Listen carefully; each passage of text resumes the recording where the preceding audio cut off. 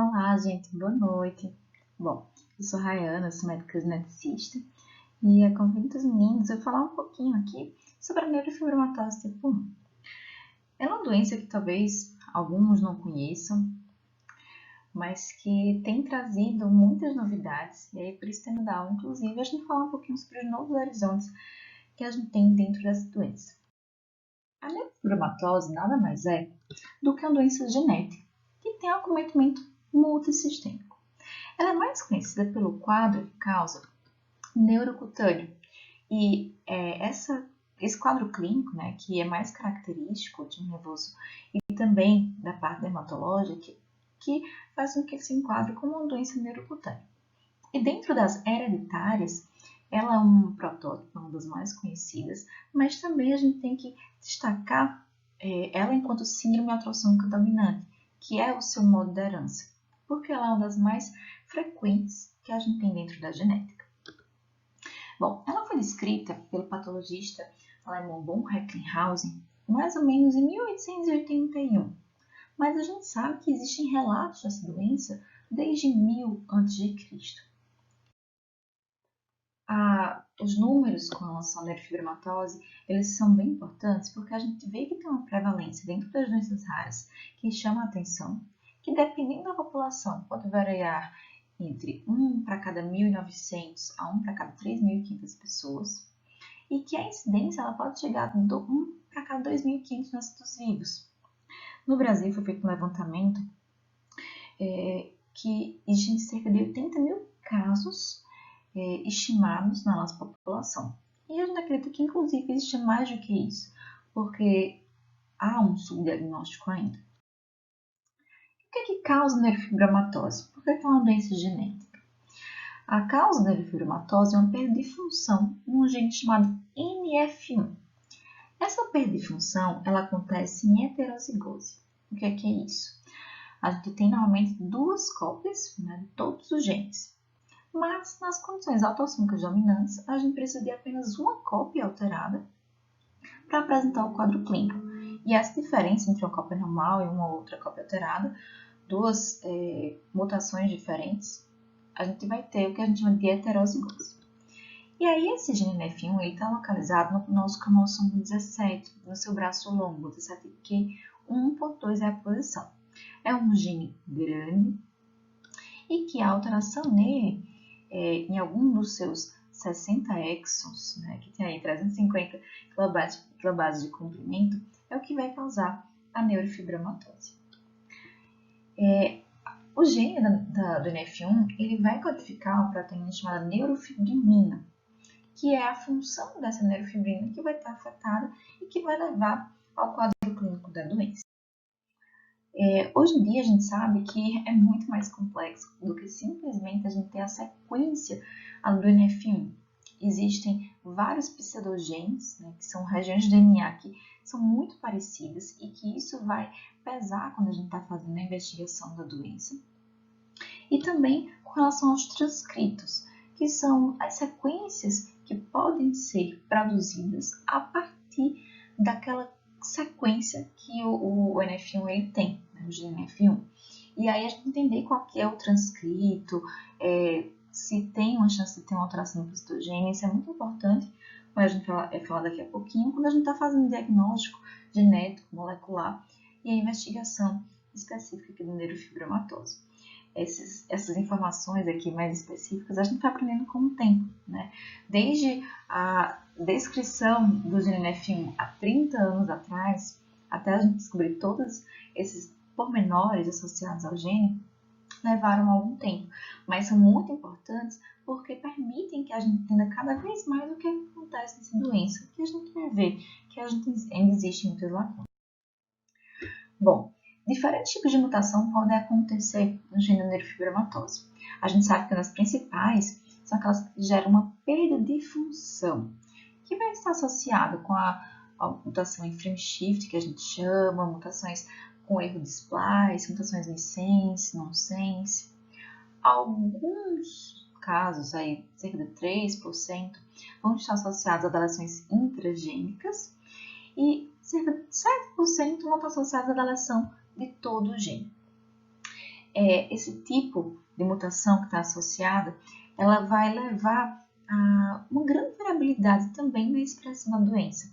E aí, na verdade, por vários motivos. Seja por conta do tipo de mutação, que é o que torna importante a gente conhecer o que acontece em cada paciente, né? E aí, isso vai orientar a relação genótipo-fenótipo, que ainda é muito pouco conhecida na neurofibromatose, mas também consegue orientar, por exemplo, quando a gente tem casos de alterações somáticas, ou seja, que não acontecem em todas as células, ou ainda quando a gente tem outros genes que são modificadores desse fenótipo. Então, entender o que acontece do ponto de vista molecular, a gente vai vendo que realmente é fundamental.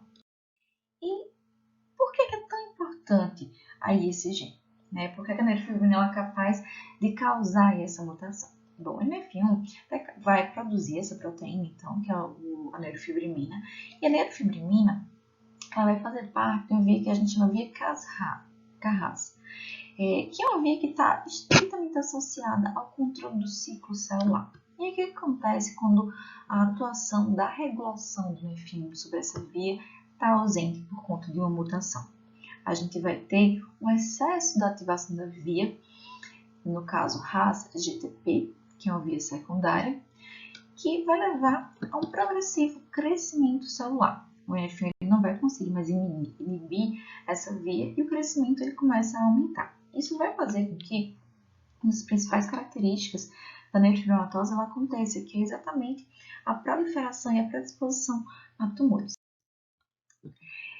Essas mutações, elas são de vários tipos, como a gente já comentou, mas uma característica que é importante a gente entender é que 50% delas são espontâneas, ou como a gente costuma chamar, são mutações de novo.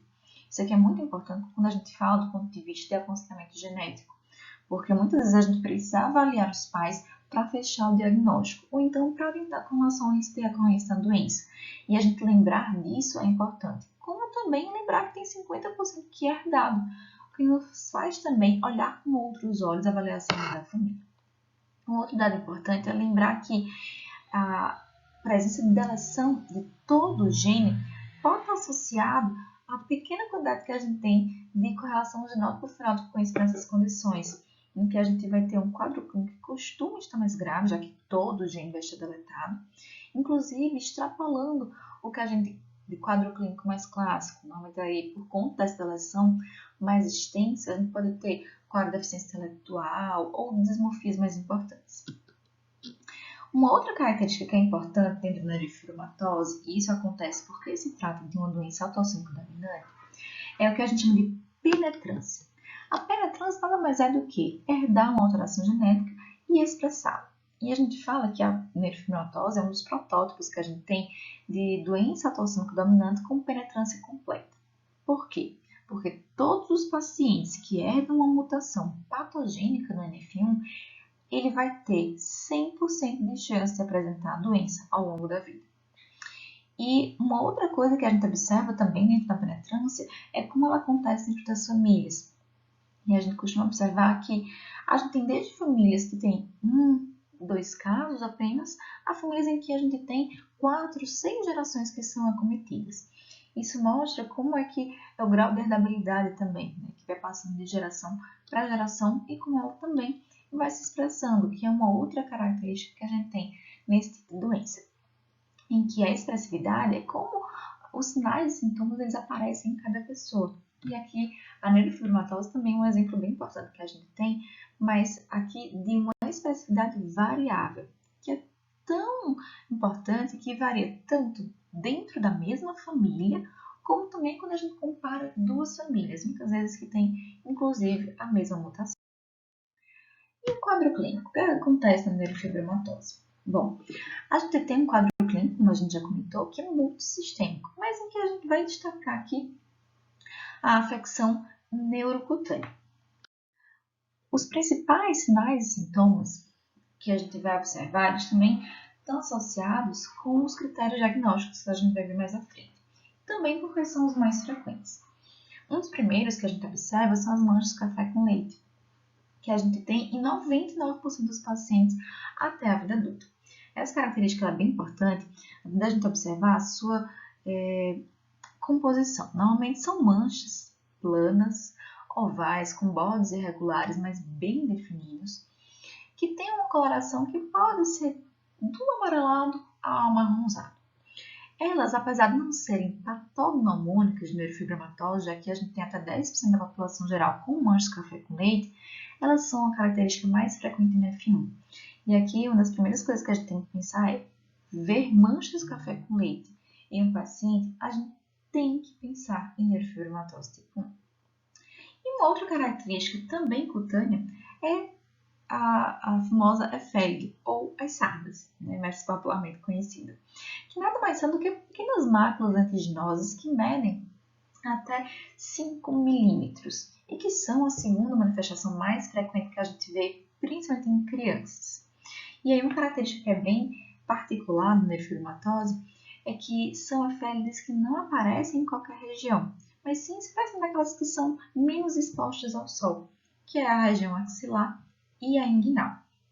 E aqui não quer dizer que não vai aparecer em outras partes do corpo, né? A gente pode ter na face, no tronco, no abdômen, mas que nessas regiões não expostas ao sol são mais características, que inclusive é uma coisa que também ajuda no diagnóstico dessas condições.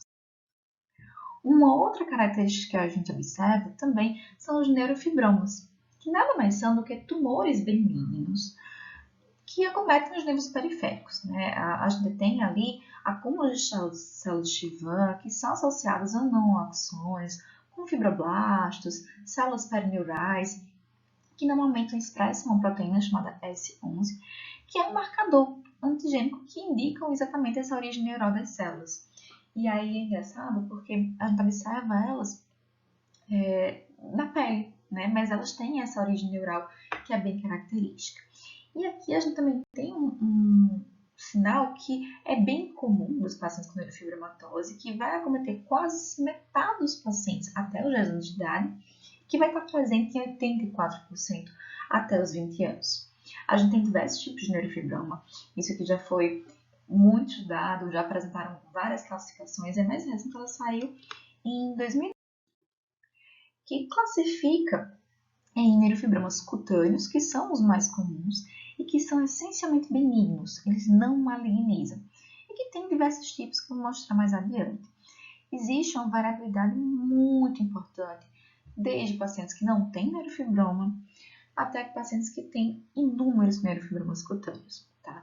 E o porquê disso acontecer, na verdade, a gente não entende, né? É uma das grandes incógnitas que a gente tem dentro da neurofibromatose, porque a gente tem essa variabilidade mesmo dentro de uma mesma família.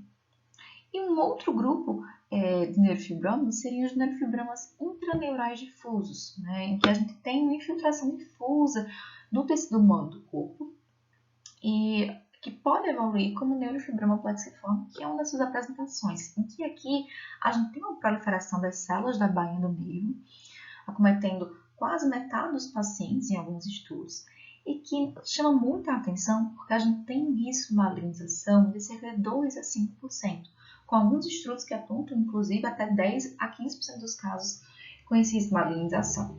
São tumores que eles acompanham os plexos nervosos, e é muito comum, por exemplo, acompanhar o plexo braquial, ou acompanhar mesmo a medula. E a gente tem pacientes que podem ter tumores muito importantes de forma progressiva. Né? Uma outra característica importante que a gente tem na neurofibromatose é que os tais sintomas eles acometem os pacientes ao longo do tempo. Então, a gente tem crianças, por exemplo, como essa daqui, que tinha 3 anos na primeira foto, e que tinha uma lesão incipiente aí na região cervical, mas posteriormente essa lesão ela vai progredindo, a gente consegue ver inclusive pela ressonância, da região cervical para o tronco e o membro superior correspondente, né? Que ela vai progredindo aqui na segunda foto, quando a criança já tem 5 anos de idade. Nesse artigo que a gente tem da Neurology em 2018, ele traz mais caracteristicamente como é que os neurofibromas cutâneos eles se dividem. Então, a gente teria os neurofibromas latentes, né, que a gente não consegue ver, na verdade, ao exame físico, mas ele está ali presente. A gente tem os flats, que são neurofibromas já visíveis, apesar de não tão salientes. Depois a gente tem os sésseis, que os sésseis são neurofibromas pequenos, que ainda podem estar crescendo e que não trazem tanto volume ali na pele, muitas vezes.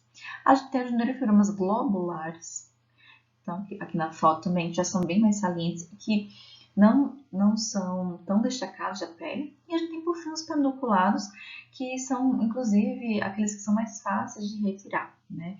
São neurofibromas que a gente vai conseguir fazer a exérese mais fácil, mas que a gente tem sempre que destacar para o paciente, que muitas vezes, quando a gente tem uma grande quantidade, acaba fazendo muitas cirurgias, muitos procedimentos, mas tem que lembrar que ele pode voltar, mesmo que a gente faça essa retirada, porque o que está ali fora, na verdade, ele só reflete aquilo que está abaixo da camada cutânea. E a gente tem também ainda o outro grupo, né, que é aquele que envolve o tecido da pele, o subcutâneo, em que a gente vai ter a forma difusa, né, que vai se diferenciar em vários tipos, aqueles que têm a forma difusa associada com o plexiforme, e a forma clássica, que é o plexiforme intraneural. Bom, uma coisa que é muito discutida é a dificuldade da gente ter a avaliação da malignização destes neurofibromas, que muitas vezes são acompanhados essencialmente pelos sinais e sintomas que o paciente apresenta, como, por exemplo, quadro de dor, quadro de edema, quadro de deformidade, e aí que tem um crescimento progressivo.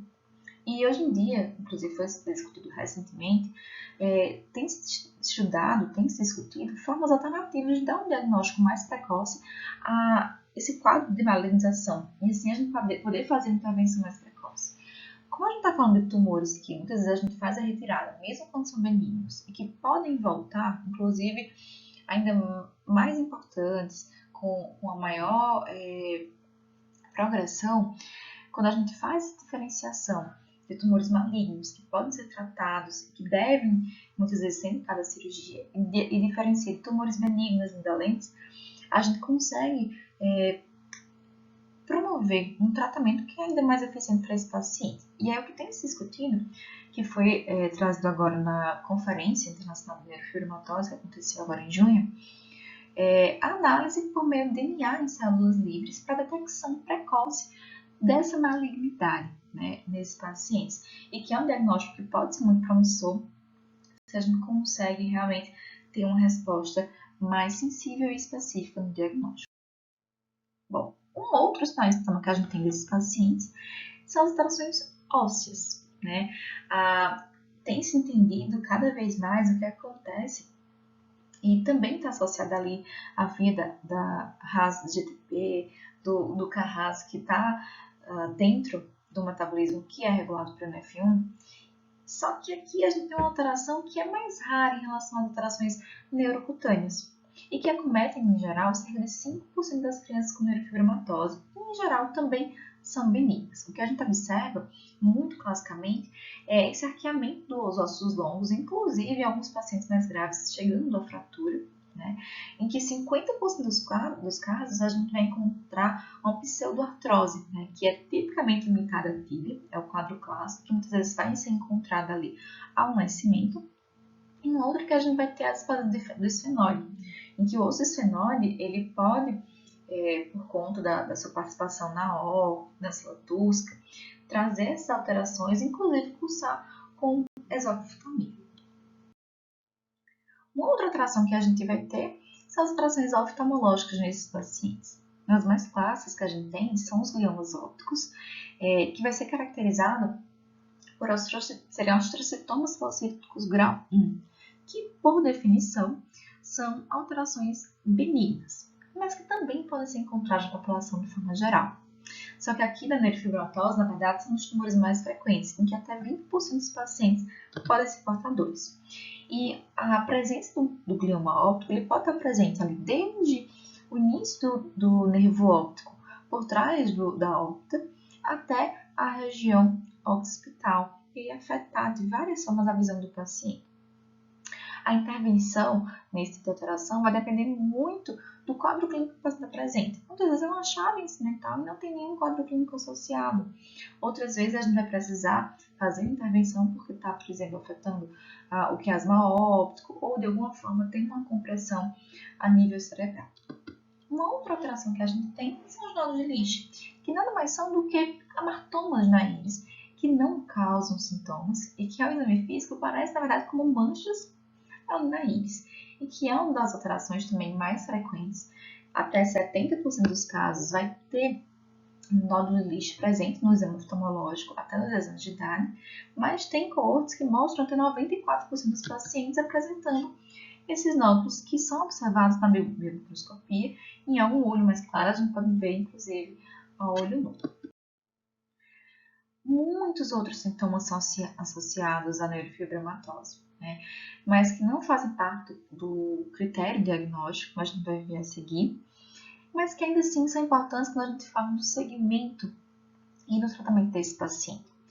Um dos primeiros que eu gostaria de destacar é exatamente a presença de neoplasias. Como eu falei lá no começo, além de ser uma doença neurocutânea, por conta da sua fisiopatologia, a gente vai ter uma predisposição a tumores. E a gente tem diversos tipos de tumoração que podem estar presentes. Comentei agora o glioma óptico, mas a gente pode ter meningiomas, tumores hipotalâmicos, neurofibrosarcomas, rabdomiossarcomas, carcinóides duodenais, alterações que aumentam a produção de somatostatina, né, que a gente chama de somatostatinoma.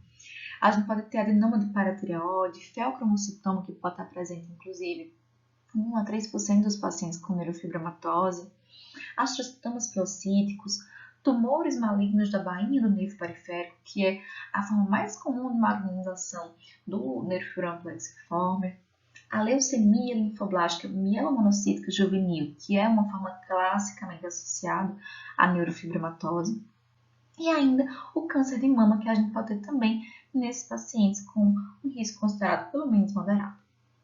Outras alterações que a gente vai encontrar são aquelas associadas ao sistema nervoso central, de várias formas, desde pacientes que apresentam dificuldade de aprendizagem dos mais diversos graus, né, que está presente em 30% dos pacientes. Também a presença da deficiência intelectual, que vai ser leve em 10% dos casos, até alterações anatômicas, como a gente pode ter estenose de aqueduto, pacientes que evoluem com hidrocefalia, alterações de substância branca que podem aparecer de forma espontânea durante a adolescência e também regredirem espontaneamente sem nenhum quadro clínico associado, ou ainda pacientes que têm crises convulsivas que podem estar associadas ou não a presença de tumorações, e ainda diversos graus de atraso de desenvolvimento, desde atraso motor a atraso de fala nesses pacientes. E ainda tem uma miscelânea. A gente pode ter alterações renais, com estenose arterial-renal, que vai estar associada ou não à hipertensão, que também é uma condição que está mais prevalente nos pacientes com NF1. Pacientes com macrocremia, com dismorfias, nada mais são do que alterações da forma do rosto, como por exemplo a fenda palpebral voltada para baixo, baixa estatura, alteração puberal, que pode ser tanto o puberdade precoce como um atraso puberal, quadros de surdez, ainda que raro, cardiopatia, presença de cefaleia, dor crônica e prurido, que são queixas muito comuns desse paciente e que, como os outros sinais e sintomas, a gente também não tem muita explicação de por que acontece ou por que acontece em alguns pacientes e outros não.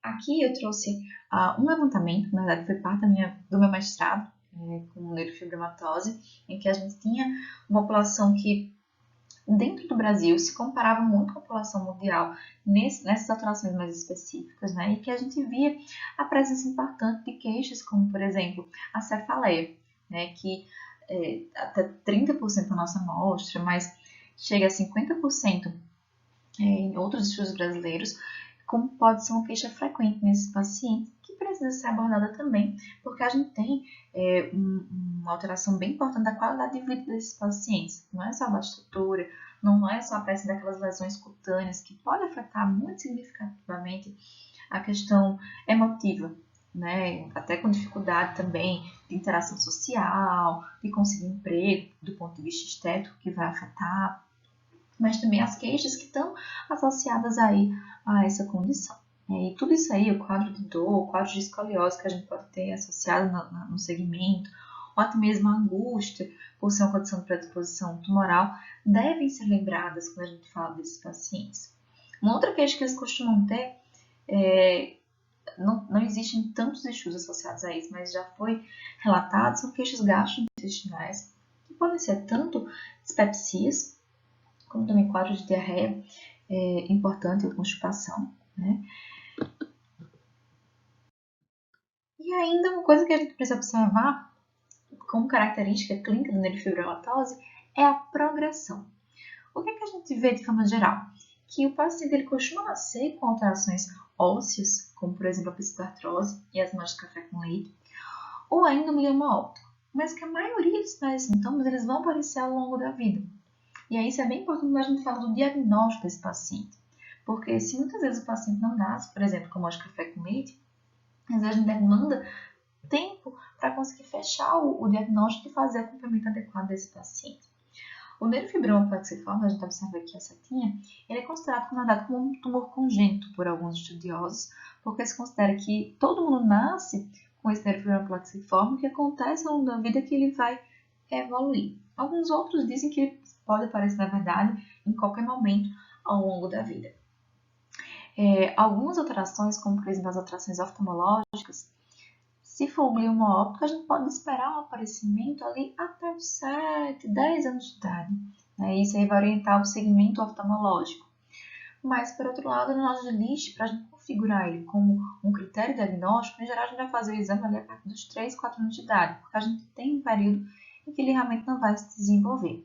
Então, assim, entender qual o timing de cada um desses sintomas é importante não só para a gente fazer o diagnóstico desse paciente, entender que é um quadro progressivo e pode demorar um tempo para apresentar esses sintomas, como também para orientar qual vai ser o segmento, qual a faixa etária que eu vou fazer avaliações mais específicas nesse paciente.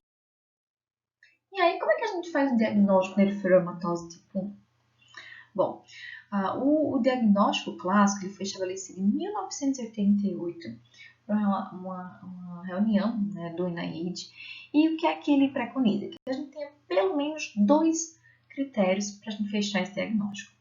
Então, a gente pode ter o critério dermatológico, que é a presença de mais de 6 manchas de café com leite, que, dependendo da faixa etária, se for pré-púbere, elas devem ser maiores do que 5 milímetros, se forem pós-púberes, no caso, maiores do que 15 milímetros ou 1,5 cm. Ou a presença de eféreses axilares ou inguinais, que aqui a gente vai contar mais de 2 eféreses, que a gente já comentou, elas são lesões que têm menos do que 5 milímetros por definição. Do ponto de vista oftalmológico, a gente vai ter o glioma óptico, em que a presença de 1 já conta como critério, ou a presença de 2 ou mais nodos de Lisch, em que os estudos já mostram que até já foi relatado o nodo de Lisch de forma esporádica, de forma isolada, mas em uma única unidade de nódulo. Então, aqui para configurar como critério, a gente vai contar mais de 2. Um outro critério é a gente ter um critério neurológico, que pode ser o neurofibroma cutâneo, que precisa ser mais de 2, ou a presença de um neurofibroma plexiforme, que eles contam de forma dentro do mesmo critério. Ainda, a gente tem um critério esquelético, que a gente tem uma lesão óssea que costuma ser típica, que vai se pontuar ou uma displasia de esfenóide ou psicoartrose de tíbia. Por que aqui tem que ser uma lesão típica? Porque a gente tem, por exemplo, a escoliose, alterações em coluna vertebral, que também são descritas, mas que para configurar um critério precisa ser realmente alteração na tíbia ou no esfenóide. E por fim, a história familiar. A gente precisaria de um parente em primeiro grau que tenha um diagnóstico prévio de NF1, ou seja, que preencha pelo menos 2 de seus critérios, para que a gente pontue nesse sentido. E aqui o que é parente em primeiro grau, Rainha? Parente em primeiro grau é aquele que está diretamente relacionado ao indivíduo. Pode ser, no caso, os pais, a mãe ou o pai, os filhos, para quem estiver, ou então os irmãos, tá? Por que isso é importante? Porque para a gente dar o diagnóstico, a gente está esperando que seja doença herdada, Levando em conta que é uma doença autossômica dominante com penetrância completa, não daria para a gente herdar, por exemplo, a neurofibromatosi de um pai ou de uma mãe que não sejam acometidos. E é por isso que é importante a gente fazer a avaliação dos pais, mesmo que eles tenham um quadro clínico muito leve. Às vezes tem apenas as manchinhas, café ao leite, apenas a associação ali com o glioma óptico, que a gente já consegue fechar o diagnóstico nesses pacientes. Mas a gente tem já os critérios revisados, eles devem sair agora em agosto de 2020. A gente está trazendo aqui como um dos primeiros grandes horizontes que a gente vai enxergar para a neurofibromatose aí para os próximos meses e para os próximos anos. Depois de mais de quase 30 anos, esses critérios, então, eles foram revistos, né? E o que é que eles trazem? Primeiro que a gente vai continuar com 2 ou mais manifestações para fechar o diagnóstico. Então, a gente mantém ali as manchas do café ao leite, né? Que, quando presentes, elas, se sozinhas, a gente tem que pensar também em diagnósticos diferenciais, já que a gente sabe que pode estar presente em outras condições, inclusive outras condições genéricas que podem mimetizar e que sempre se destaca a síndrome de Legios, que é uma síndrome que dá lentiginoses, que a gente fala, que são vários sardas, várias efélides, e que aqui no caso a gente vai ter um critério que tem que estar presente, né? Pelo menos 2 dos efélides, por exemplo, e até, inclusive, eles pontuam aqui agora como sendo bilaterais, tá? Uma outra característica que a gente vai ter de mudança é que a gente vai acrescentar alterações oftalmológicas na coroide. A gente tem estudos bem recentes, né, que eu vou comentar aí nos próximos slides, que parecem ser, inclusive, mais específicos do que o próprio nó de Lisch, que já era muito frequente. E aí, o que é que é definido aí? Que se o paciente ele não conseguir encontrar o nódulo de Lisch na avaliação pela biomicroscopia, né, com a lâmpada de Fenda, que é uma avaliação super simples, aí vai se proceder à avaliação do nódulo de coroide, que precisa de um exame mais específico, que é a OCT, que é uma avaliação por meio do infrared. Tá? A gente vai comentar mais um pouquinho. Uma outra alteração é que aqui eles formalizam, né, que o glioma óptico ele tem que ser na via óptica. Né? Até um tempo atrás se falava que o glioma óptico seria apenas no nervo, naquela situação mais próxima do olho. E hoje em dia se entende que realmente é toda a veia que pode ser acometida. E uma outra coisa que eles definem também é, do ponto de vista ósseo, a formalização do critério que a gente tem mais específico, né, mais típico do ponto de vista da tíbia e do esfenoide. O único destaque que eles fazem aqui é que o que acontece em alguns pacientes, eles podem ter neurofibromas plexiformes em face e ali acometer, por exemplo, a órbita, e isso levar à anestesia do esfenoide. E aqui eles destacam que isso não vai contar como um critério à parte. Lembrando que os neurofibromas plexiformes, eles podem estar de forma isolada em alguns pacientes, mesmo pacientes pediátricos. E aí é importante porque se nesses pacientes a gente tem o neurofibroma plexiforme que está deformando o esfenoide, isso não quer dizer que ele tem neurofibromatose tipo 1, tá? Isso é uma coisa também que foi destacada. E uma das maiores novidades que a gente vai ter nesse novo critério que está para sair é a alteração molecular, né? O critério, o primeiro, ele sai um pouquinho antes, na verdade, da descoberta do gene. E aí, agora, a gente tem a formalização, né, de uma variante patogênica em heterozigose, né, presente em 100% das células do paciente, como também um critério diagnóstico. E aí, vamos entender por que 100% das células. Porque a gente tem uma outra forma de neurofibromatose, que é a neurofibromatose em mosaico, em que nem todas as células elas são afetadas. E aqui a gente está falando da neurofibromatose apresentada de forma clássica. Então, isso aqui realmente precisa estar bem destacado. E, por fim, a gente vai fechar, né, esse critério mantendo a história familiar, sempre destacando que é um parente em primeiro grau, só que aqui eles formalizaram que tem que ser ou o pai ou a mãe com um desses critérios aí que foram selecionados. Bom, vou comentar mais um pouquinho sobre a alteração da coroide neurofibromatose, que é uma das grandes novidades que a gente tem nesse critério, né, que para mim é um xodó, porque foi o tema do meu mestrado, né, que avaliou aqui a população brasileira.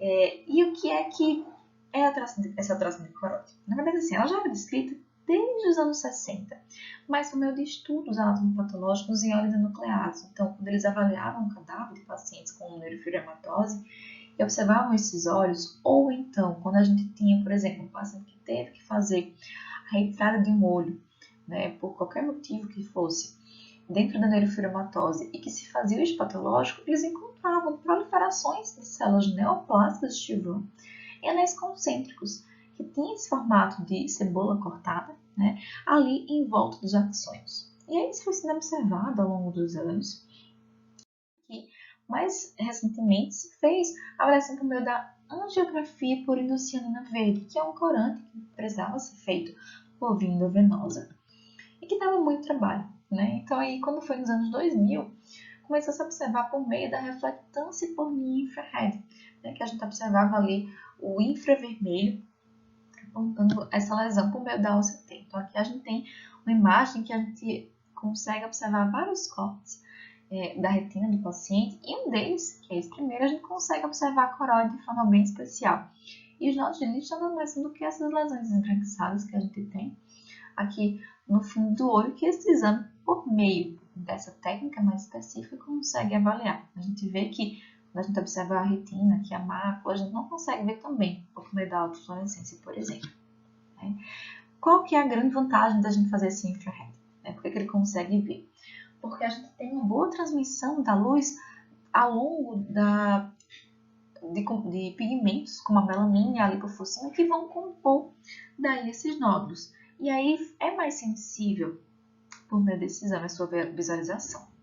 Nos estudos, eles mostraram prevalência de até 100% dos pacientes com essa alteração e que também foi detectado um surgimento precoce. Então, pacientes, inclusive, mais jovens do que a gente encontrava o nódulo de Licht, né? Aqui a gente tinha pacientes com até 2 anos de idade que já eram visualizados os nódulos da coroide. Claro que tem a limitação, né? Por isso que, inclusive, ele vai ser pesquisado se a gente não encontra o nódulo de Licht. A limitação vai ser que o paciente ele precisa ficar com o olho parado por 3 segundos, né, para poder a gente fazer essa captura da imagem. Uma outra limitação que a gente ainda tem também é a disponibilidade do OCT aí no serviço oftalmológico de uma forma geral. Tudo bem que é uma técnica que tem crescido cada vez mais, está sendo mais disponível, mas ainda assim é um pouco mais complexo, né, mais complicado do que, por exemplo, a gente fazer só avaliação com a lâmpada de fenda, que é muito mais fácil e acessível. Então, aí, se a gente não encontra o nódulo de Licht, a gente vai partir para o nódulo de coroide, porque ele até consegue ser mais frequente se a gente não tiver. A sua sensibilidade, ela chegou, inclusive, até 97,5%, com especificidade que varia entre 96% e 100%, que é igual ou maior do que o próprio nódulo de Licht. A gente compara muito com o nódulo de Licht, porque, na verdade, é uma alteração oftalmológica que era considerada muito frequente. Mas quando a gente descobriu aí o nódulo da coroide, isso aqui realmente brilhou aos olhos, né? Quase que literalmente. Que chama atenção, tanto porque é até mais fácil a gente visualizar aí no exame, como também porque é muito prevalente. Um outro ponto que eu queria discutir um pouquinho também é a questão das variantes enterocigose, né, que a gente encontra nesses pacientes, que a gente já entendeu que é a presença de uma cópia aí afetada. Mas a gente tem que lembrar que a gente precisa de variações patogênicas, ou seja, que causem alterações funcionais. Por que eu destaco isso? Porque o gene da neurofibromatose, a gente vê que é um gene que é bem extenso, que existem centenas de mutações que já foram descritas, mas que nem todas elas são necessariamente causativas de neurofibromatose. A gente tem no nosso material genético várias alterações benignas, né, que inclusive é o que nos diferencia, mas também algumas alterações que a gente chama de variante de significado incerto. O que é que essa variante ela significa na prática? É a variante que a gente não consegue atribuir um valor funcional, né? Se ela é benigna ou se ela é maligna, patogênica para aquele indivíduo. E aí a importância de fazer a correlação com a clínica. Então, quando a gente observa, né, os exames genéticos, a gente vê uma sensibilidade na análise de detectar de até 90%, que ainda é inferior ao diagnóstico clínico, né? Quando a gente aplica aqueles critérios, vai aí para mais de 95%. Então, sempre a gente tem que associar a realização de um exame genético a um quadro clínico, né? A um paciente que é bem investigado do ponto de vista dos sinais e sintomas.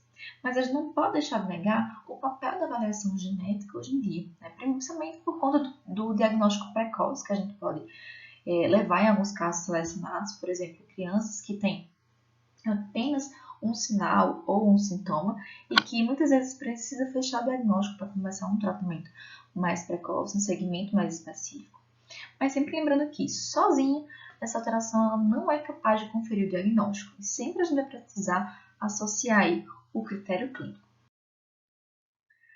Uma coisa bem interessante que, inclusive, eu tirei o print aqui do Clinical Trials no dia que eu estava preparando essa aula, dia 13 de julho de 2020, é que a gente tem muitos estudos em andamento, né, para entender a neurofibromatose, para entender por que a gente tem essa variação tão importante do quadro clínico. Então, assim, em andamento, recrutando, a gente tem cerca de 76 estudos. Mas quando a gente olha tudo que já foi estudado, são quase 200 estudos que já foram realizados, né, ou que estão em realização. E todos esses estudos eles são muito importantes para que a gente entenda essa doença. E aí, a cada encontro que a gente tem para discutir a neurofibromatose, mais descobertas, né, e mais discussões a gente tem levantado. Uma das coisas que a gente observa é que mais do que só o tratamento medicamentoso, que a gente vai abordar mais um pouquinho, mais do que a história, né, a questão do ponto de vista molecular, tem muitas coisas simples, aparentemente, né, que precisam ser discutidas e abordadas, principalmente quando a gente fala de doenças genéticas, né. Uma delas é a questão da condição social, né, da qualidade de vida desse paciente. Então, muitas vezes a gente precisa cruzar esses achados clínicos, como, por exemplo, comportamentos repetitivos que eles podem ter, déficit de comunicação social, e mesclar isso com sintomas neurológicos, como as crises compulsivas, transtornos do sono, do humor, ansiedade, transtornos de linguagem, até mesmo código de agressividade, hiperatividade, com sinais físicos que os pacientes têm, né? Questões gastrointestinais, disfunções imunológicas, transtornos sensoriais, junto com o quadro clínico, que pode variar desde uma dificuldade intelectual até uma irritabilidade, e tudo isso precisa ser abordado de forma conjunta, né? Então, a complexidade dessa abordagem, que precisa ser multidisciplinar, né? Inclusive, essa imagem eu tirei do site do professor Locke, que é um grande estudioso, que tem uma equipe que inclui nutricionistas, médicos, lá na UFMG, e que mostra como é importante a gente abordar de várias formas essa doença que, como a gente já começou aqui, é multissistêmica.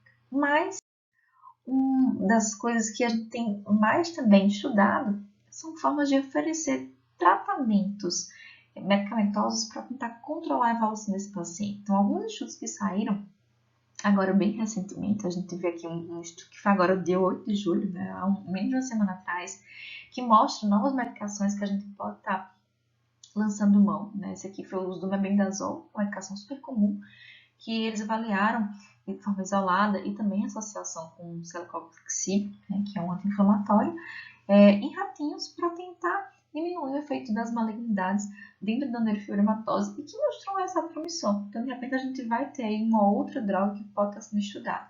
A gente já teve várias, e quanto mais a gente estuda, mais a gente tem que realmente avaliar o impacto, né, dessas medicações. Mas também se aponta a importância de fazer estudos clínicos, como, por exemplo, dos neurofibromas cutâneos, da sua evolução para um adequado manejo e orientação. E aí, a grande bola da vez, a grande novidade que a gente teve esse ano, né, que saiu agora em abril, foi o selumetinib. O selumetinib ele vem como um grande divisor de águas, né, já 30 anos depois da descoberta do gene, mais de 100 anos que a gente teve da definição da doença, a gente tem então uma medicação que vai ser apontada dentro da neurofibromatose como uma droga com indicação clínica para uso, né? O que é que a gente tem no selumetinib? O que é isso? O selumetinib nada mais é do que um inibidor do MEK, né? Que faz parte da via da neurofibromatose, que vai estar associado especificamente com a proliferação e a manutenção tumoral. E aí, o que é que a gente tem nesses pacientes que foram estudados? A gente teve uma melhora importante dos neurofibromas plexiformes, que não eram malignos, mas que eram sintomáticos, mas que eram inoperáveis. E aqui a gente vê a foto de pacientes que participaram do estudo, que tiveram resposta. Inclusive, esse paciente aqui está dentro do artigo, né, que publicou aí esse estudo tão importante, que foi tão importante que agora, que no meio da pandemia, ele conseguiu fazer com que a FDA, em menos de uma semana, aprovasse a medicação. Aqui no Brasil ainda está sendo estudada aí pela Anvisa, mas já está em andamento, né? A gente vê a importância dessa liberação, né? Que o nome comercial é o COSAR.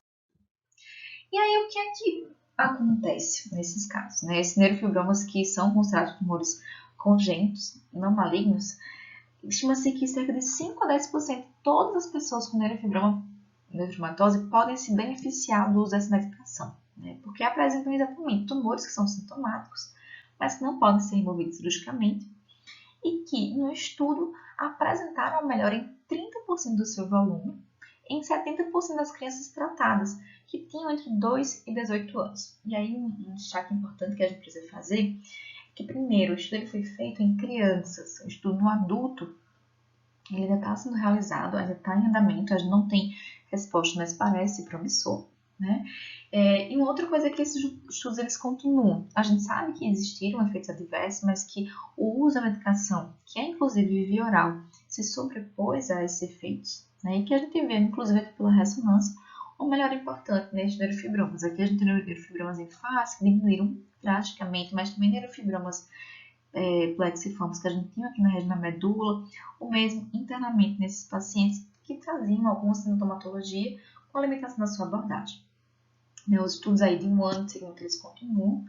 E uma outra coisa que a gente precisa destacar e que é de longe das coisas que mais se perguntou com relação a essa medicação foi a sua indicação com relação aos neurofibromas cutâneos, que são realmente muito mais prevalentes nesses pacientes, que trazem, naqueles que os possuem, uma preocupação estética, principalmente, né, que a gente entende, mas que a gente sempre precisa orientar que, apesar disso, não tem, né, nenhuma malignidade. E aí, apesar do selumetinib não ter uma indicação, né, a gente tem uma outra droga semelhante, também inibidor do MEK, que está sendo estudada, mas aí de uma formulação tópica em cremes e pomadas, que realmente parece ter um efeito. Foi feito um estudo em porcos que mostraram uma diminuição significativa aí dessas lesões. Então, o estudo, por conta desse sucesso, já foi liberado para realização em humanos. A expectativa é que ele comece aí em agosto de 2020. E aí tem vários outros estudos em andamento, né? Não só estudos clínicos, mas também estudos medicamentosos para a gente tentar trazer mais opções terapêuticas para esses pacientes, né? Há 30 anos atrás, quando o David Viscock ele definia aí o gênero da neurofibromatose, saiu na Times, inclusive, talvez ele não esperasse tanto de outros dilemas que a gente teria hoje em dia, né? Será que esses inibidores do MEK, eles conseguem atuar também nos gliomas? Será que eles também vão realmente ter efeito nos neurofibromas cutâneos no humano? Será que eles conseguem ser utilizados em combinação com outros tratamentos? Para o tratamento, por exemplo, do tumor maligno de bainha do nervo periférico? E a gente tem também vários outros trials que vão estudar aí a prevenção, né, ou então mesmo o impacto na morbidade desses tumores, e outros trials que estão combinados com a história clínica, com a evolução desses pacientes, né? Mas acho que uma coisa que é importante a gente ter em mente é que tudo começa com o primeiro passo, né? Há 30 anos atrás já se pensava nisso e a gente tem muitos avanços. Até uma coisa que uma das grandes pesquisadoras que fizeram parte desse estudo, que foi a Andrea Gross, que é uma das maiores estudiosas que a gente tem da neurofibromatose, ela comentou que espera não ter que ter mais 30 anos para frente para a gente ter novas mudanças. E eu acredito que na verdade não. A gente tem cada vez mais uma possibilidade de trazer uma melhor resposta às grandes dúvidas que a gente tem para esses pacientes.